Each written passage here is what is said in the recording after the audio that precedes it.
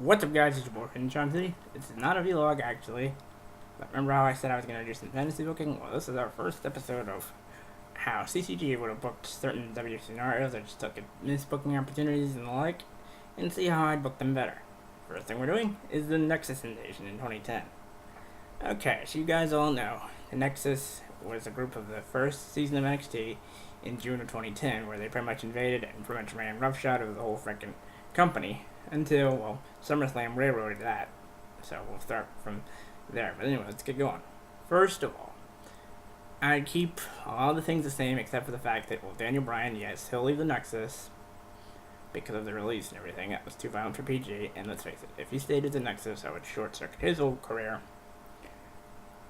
So that release does happen. But other things like banishing people for no reason, injuries being related to banishment, no, that doesn't happen. That's a big no. So anyway, we start, with SummerSlam. That's an easy one. The Nexus win because John Cena and Edge and Chris Jericho have all gone on record saying, it was a big mistake to have Cena actually be the winner of that match. So it's best if Nexus goes over. Night of Champions. Barrett cashes in his title shot. He wins. Thanks to the Nexus man advantage, he becomes a WWE champion. This makes NXT look freaking amazing because the first season of NXT has produced the newest WWE champion so quickly. And then the rest of the Nexus capture gold. Two of them capture the tag team championships. I'm trying to think. In real life, Daniel Bryan actually defeated The Miz for the US title. That hasn't quite happened yet because I have bigger plans. So instead of having Daniel Bryan defeat The Miz, we'll have, let's see, who could be a good United States champion.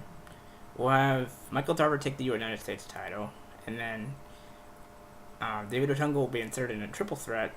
He'll force his way into making it a triple threat with Dolph Ziggler and Kofi Kingston. He'll win the Intercontinental Championship, so the Nexus essentially controls all championships except the Divas title because they don't have a female member. Thank God, can you imagine if there was a female member of the Nexus? Anyway.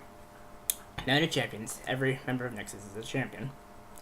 And then come the Hell in a Cell pay-per-view, John Cena comes along. He wants to not only get the championship, but also quell this Nexus rebellion that's been going on since June. Barrett accepts under two conditions. If Cena wins, he'll lose the championship to Cena, obviously. But if Barrett, if Cena wins, he'll lose the championship to John Cena. But if Barrett wins, Cena doesn't join the Nexus. Like a lot of my buddies didn't like. Cena doesn't join the Nexus, but instead, he leaves the company for the rest of the year, letting the Nexus pretty much essentially take over.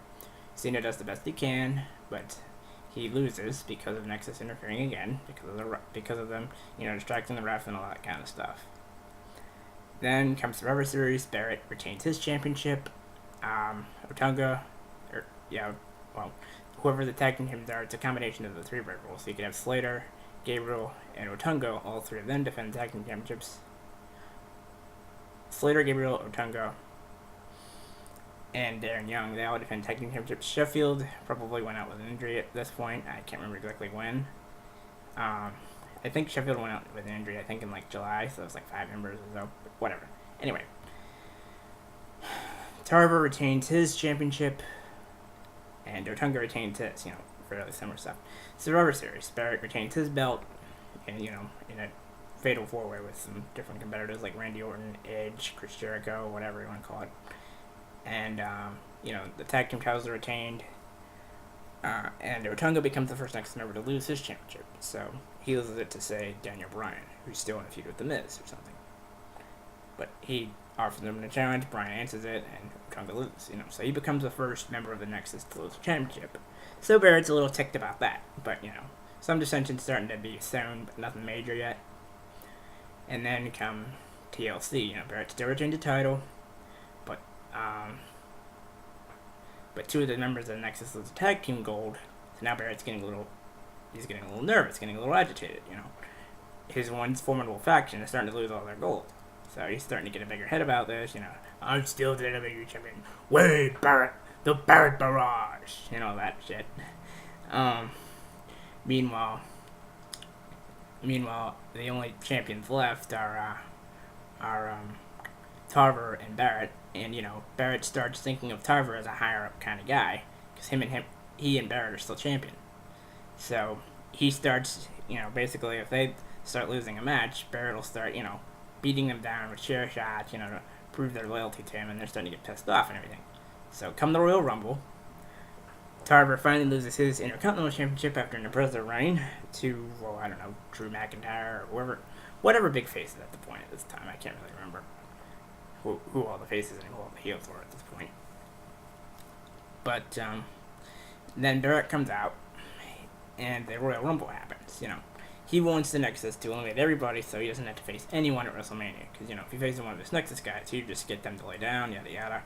And they do that, and some of the guys get eliminated midway through. And as they're going up to the ramp, Barrett just lays into them, verbally just berating them, and he freaking hits them with the Wasteland finisher on the steel concrete floor. Because, well, God's sake, you gotta be brutal like that.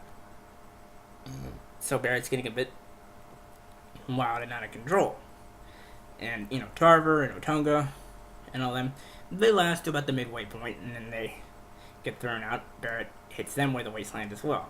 So Gabriel, Slater, and Darren Young remain in the Rumble, and they band together as best they can.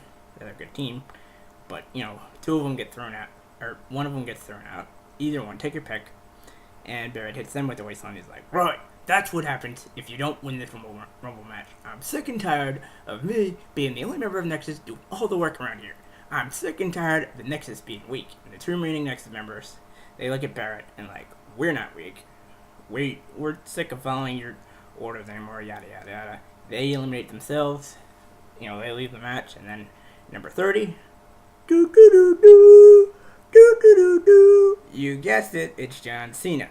He eliminates Barrett, he eliminates Barrett and everybody else. He's going to WrestleMania to challenge Barrett for the WWE title. Meanwhile, the Nexus, having lost almost all their championships, they're starting to splinter, and they're having mainly an all-Nexus chamber to decide, which one of us is going to become WWE champion. Who's going to be the main man in Nexus now? And Barrett looks incredibly strong, and despite some efforts from the now slowly turning babyface Nexus members that, Barrett just laid the hell out with a chair. Because I'd say about half the Nexus are face and half are heel at this point. Despite the great efforts from those members, Barrett retained, setting it up for Barrett and Cena at Mania. Barrett does his best to hang with him, but he just can't quite beat Cena, and he loses the WWE title to him. And then the next night on Raw, Miz cashes in because of interference from The Rock or the Nexus or whatever. And that's basically how I would have booked the Nexus. We're not going to cover the whole new Nexus thing because that could be something for a whole nother day, but that's just basically how I booked the Nexus. Like I said before, I probably can't put music in here because I'd probably get flagged for it. So if you guys are hoping for music, you'd have to wait till I get my own instrumental music or something I can throw in. So till the next time, until the next big fantasy booking, it's your boyfriend Trump City.